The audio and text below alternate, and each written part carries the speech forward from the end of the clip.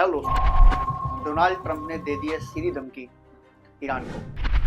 उन्होंने कह दिया है कि अगर ईरान ने यूएस के साथ न्यूक्लियर पावर के लिए जो न्यूक्लियर डील होनी है उसके लिए अगर पीस टॉक नहीं किए, डायरेक्ट टॉक नहीं किए, तो फिर ईरान पर इतनी भयंकर बमबारी होगी कि ईरान संभाल नहीं पाएगा। और जो ईरान के सबसे बड़े नेता हैं या लीडर हैं खामनेई, वो बड़े परेशान तो इसलिए हैं कि भाई पीछे से क्या करें, इजराइल अलग चाहता है मारना, अमेरिका ने बोला है बहुत भयंकर बमबारी करेंगे आपके ऊपर अगर आप माने नहीं बात हमारी। तो खामनेई ने क्या करा, ईरान को पहले यूएस ने बोला था कि हमारे साथ आप दोबारा से न्यूक्लियर डील साइन करिए जिसके थ्रू आप ये गाइड करते हैं या ये एग्री करते हैं कि आप न्यूक्लियर बम नहीं बनाएंगे और फिर हम आपको काफ़ी सारी सहूलत देंगे, जो बाइडन ने ख़त्म कर दी थी डील इन लोगों से। वो वापस हमारे साथ डील करिए, हम उसमें पीस टॉक चाहते हैं और हम चाहते हैं कि आप जो न्यूक्लियर बम बना रहे हैं वो बम ना बनाएं बल्कि न्यूक्लियर एनर्जी को यूज़ करें फॉर योर पर्पस, अच्छी तरह यूज़ करें, इलेक्ट्रिसिटी यूज़ करें, कोई दिक्कत नहीं, लेकिन आप बम नहीं बनाएंगे उसका।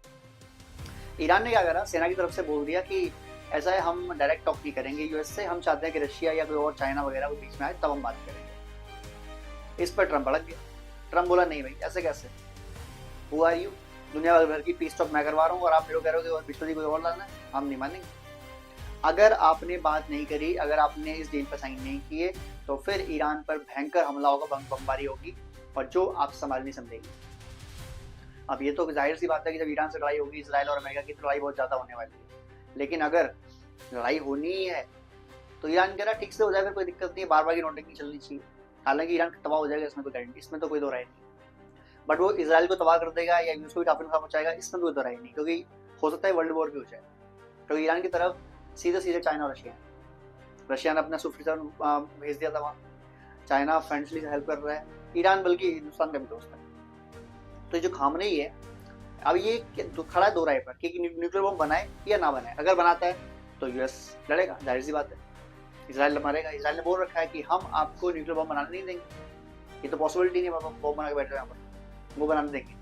तो अगर नहीं बनाने देंगे तो जैसे नजदीक पहुंचने वाले हैं, क्योंकि ऐसा मानना है बहुत लोगों के इन्होंने 80% काम खत्म कर लिए बम बनाने, या कुछ लोग मानते हैं 90% खत्म, 10% काम रहता है। अगर वो भी बन गया तो फिर तो बम बन जाएगा, और बम बन गया तो फिर इसराइल सबसे ज्यादा हमला कर देंगे, इसमें कोई दो राय नहीं। तो अगर इसराइल में बम गिरता है तो यूएस और इसराइल में डील है कि अगर समबडी अटैक ऑन इसराइल, इसका मतलब उसने यूएस पर हमला कर दिया डायरेक्ट, तो वहां इंटरवीन करना पड़ेगा।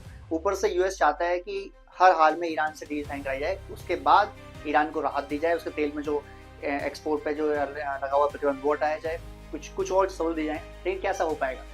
पुतिन ने बोला कि ठीक है हम हेल्प कर देंगे आपकी, लेकिन ट्रम्प ने बहुत पुतिन को नाप किया, पुतिन को सीधा बोल दिया।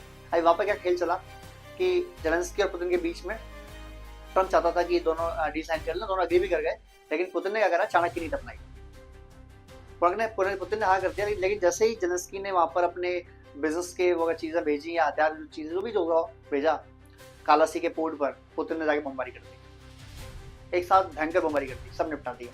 अब ऐसा क्यों किया? पुतिन जो किया उस पर ट्रम्प भड़क गया। लेकिन प्रॉब्लम क्या है, पुतिन को आप ये नहीं कह सकते कि भाई मत कर, करने के लिए लड़ाई करनी पड़ेगी, करो आ जाओ। लड़ाई करना पॉसिबल नहीं है। पुतिन 3 साल लड़ाई लग रहा है लगातार, क्या यूएस लड़ाई करेगा? क्या पुतिन को रोकने वाला कोई है? कोई नहीं है। उसको सपोर्ट मिल रहा है चाइना से, इंडिया से सपोर्ट मिल रहा है, उसको और क्या चाहिए? फाइनेंशियली यहाँ से आ रहा है और बाकी तो बनाते ही वो लड़ते रहेंगे लगातार, वो यूरोप हमला कर देंगे, तो पॉसिबिलिटी नहीं है। हालांकि मेरा ये मानना है कि ईरान में और यूएस में अगर ये पीस डील साइन हो जाती है तो इस पीस डील से ईरान और इसराइल की जो लड़ाई है या ईरान और यूएस की जो संभावित लड़ाई है वो टल जाएगी और वर्ल्ड वॉर का जो खतरा है वो भी थम जाएगा और काफ़ी हद तक रुक जाएगा और फिर चीज़ें काफ़ी नॉर्मलाइज तरफ बढ़ जाएंगी। लेकिन आप लोग क्या लगता है, प्लीज़ कमेंट कीजिए, शेयर कीजिए, सब्सक्राइब कीजिए। जय हिंद।